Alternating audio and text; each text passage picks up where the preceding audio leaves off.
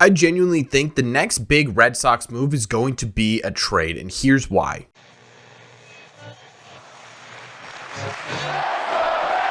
What is going on, everybody? Welcome back to Red Seat Radio. My name is Corbin, and up until this point, it's been a pretty big standstill for the Red Sox this offseason. The only thing we have to go off of basically on the entire free agent market has been interest rumors about the Boston Red Sox, and it doesn't look like a big free agent move is coming for this team. But what about the trade market? The trade market league-wide has been pretty quiet up until this point, and it's looking more and more like the Red Sox are going to have to turn to the trade market in order to make their big splash. So what we're going to do in today's video is we're going to break down why the Red Sox may be looking at the trade market for their big offseason move. We're going to talk about what this move could look like, and we're going to be talking about why now, why the Red Sox are turning to this trade market. But before we get into that, do me a favor, make sure you guys hit that subscribe button if you haven't already. If you're new here, we talk Red Sox content almost every single day. Also, make sure you guys hit the like button on this video as well. Helps these videos out a ton, and it would mean a lot to me. Thank you all very much for clicking on this one. Let's get into it. In my opinion, there are three major signs right now that are pointing towards the Red Sox looking at the trade market for their big offseason move. The first one is who the Red Sox have been targeting after the Yamamoto sweepstakes has come to an end. The three biggest names attached to the Red Sox right now, or the names being mentioned more than anyone else, are James Paxton, Teoscar Hernandez, and Yariel Rodriguez. Now, these players on their own aren't exactly needle-pushing moves, right? You're not going to sign James Paxton and assume you're going to dig yourself out of the bottom of the basement in the AL East. However, each of these players individually could point to the fact that the Red Sox are looking to move on from some of their younger talent on their major league roster. Take a look at these guys individually. Teoscar Hernandez by himself is a right-handed power-hitting outfielder. If the Red Sox were to bring him in, you are bringing him into an already crowded outfield. What Teoscar does is not only fill a hole on the right side of your lineup, but it also makes some of these younger players on the Red Sox 40-man roster more available to trades. Those are guys like Jarren Duran, Ceddanne Rafaela, and Wilyer Abreu. Specifically, Teoscar Hernandez and Tyler O'Neill coming to the Red Sox, if this were to happen, would give you two possible right-handed power options, with one of them being a really solid defensive player. This sounds a whole lot like a Ceddanne Rafaela and could make him a bit more tradable on the open market. He has a lot more value than a Teoscar Hernandez or a Tyler O'Neill, and this could be someone they use to flip for, say, a starting pitcher. James Paxton is sort of similar, right? You take James Paxton individually, and adding him to the Boston Red Sox is adding a 4 or 5 starter to this team. Paxton does have the ability to be a higher value player. Unfortunately, though, based on his last couple of years, that sort of top line rotational type player James Paxton once was just isn't really feasible anymore, specifically with durability and health. He would come in and be a number 4 or a 5 on the Boston Red Sox. However, the Boston Red Sox already have a whole lot of players fighting for that 4 and 5 position. We're talking guys like Tanner Houck, Cutter Crawford, Nick Pivetta, Garrett Whitlock, and even players like Josh Winkowski, who the Red Sox have said that they are planning on stretching out this offseason. That's now 5 or 6 players fighting for that 4 and 5 spot in your rotation. Adding James Paxton allows you to put him into that 4 or 5 spot and make one or more of these players available on the open market. Specifically right now, Tanner Houck and Cutter Crawford have a pretty decent amount of value on the trade market. Could bring in a James Paxton, make the Red Sox feel a bit safer with trading one of these guys away. It's definitely possible, 100%. And then finally, you've got Yariel Rodriguez, who right now is a little bit of a mystery. Some people are saying his ceiling could be a mid-rotation starter. Others are saying no, it's probably in a more bullpen role. A bullpen role, to me, feels more realistic. Why the Red Sox would be attached to him is a bit of a mystery, right? Because they already have a really deep bullpen, especially with the fight going on for the 4th and 5th spot in the rotation. Whoever doesn't make it in there is going to be added to your bullpen and just make it even more deep. So why would you bring in Yariel Rodriguez? Well, it might be because over the last couple of days, we've seen some rumors of the Red Sox shopping around their more veteran bullpen arms, specifically guys like Kenley Jansen and Chris Martin. Bringing in Yariel Rodriguez, who has that potential to be a back-end type bullpen reliever, could allow you to feel more comfortable trading away a Kenley Jansen or a Chris Martin. So if you take a look at their free agent targets right now, it's kind of in line with the theory that the Red Sox next big move is going to become a trade. But that's not the only reason why I think this next move is going to come from the trade market. So let's talk about some other reasons why.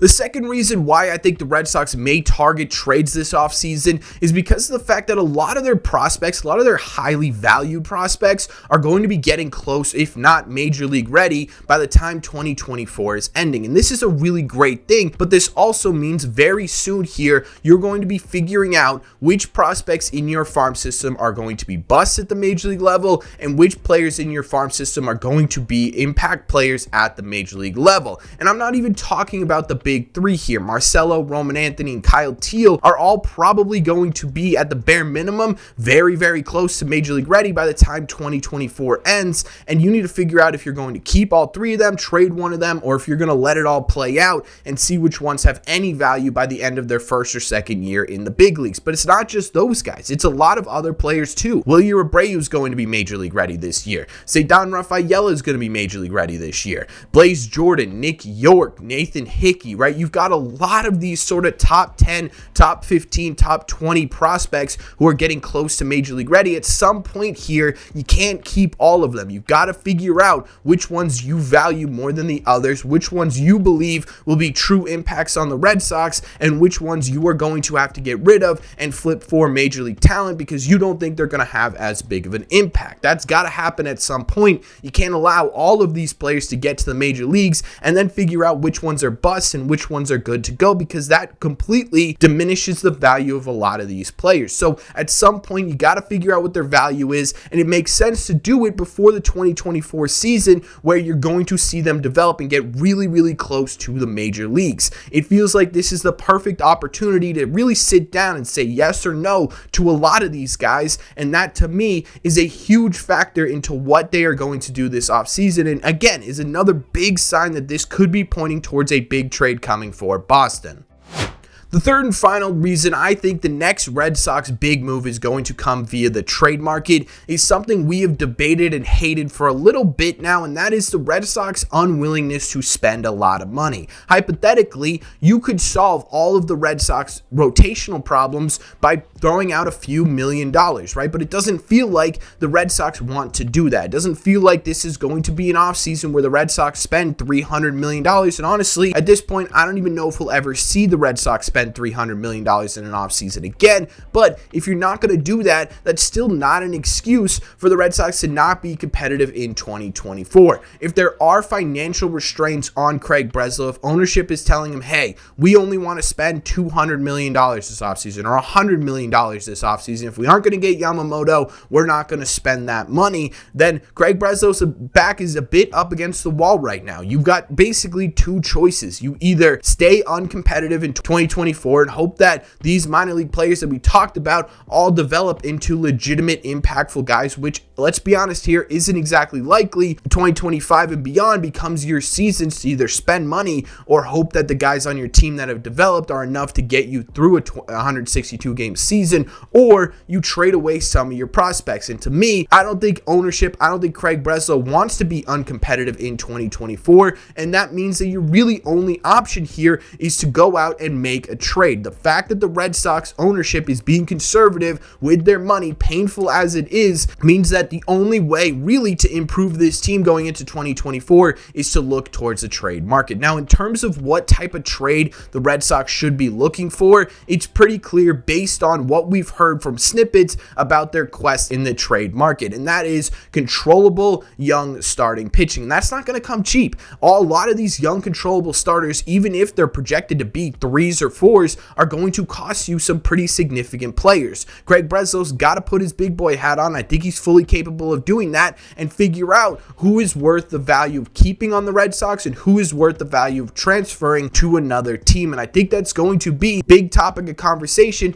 as we get closer to opening day here, because at some point, right, something's got to give. You can't have a mediocre offseason after the words that were said at the beginning of this offseason and the way the Red Sox fans are right now. And if you're not willing to spend that money, money, it's got to come via the trade. Whether we like it or not, it feels like all signs are pointing towards a Red Sox trade. If you take a look at the position the Red Sox are in with their development of their biggest prospects, those guys are getting close to Major League ready. At some point, you got to decide. If you take that into consideration with who they are targeting on the open market, it feels like some of the guys on the 26-man roster could be used in a trade as well. And then you combine all of that with the fact that the Red Sox have been extremely conservative with their dollars over the last couple of years, and that trend does not seem to be changing anytime soon. It feels like it's almost a necessity that the Red Sox go out and they get a trade done, which is the reason why I think over the next couple of weeks, we may see some smaller free agent signings that aren't going to get a ton of people excited. And then all of a sudden, out of nowhere, we'll get a trade where everyone's like, what just happened? And I think that's what we're going to see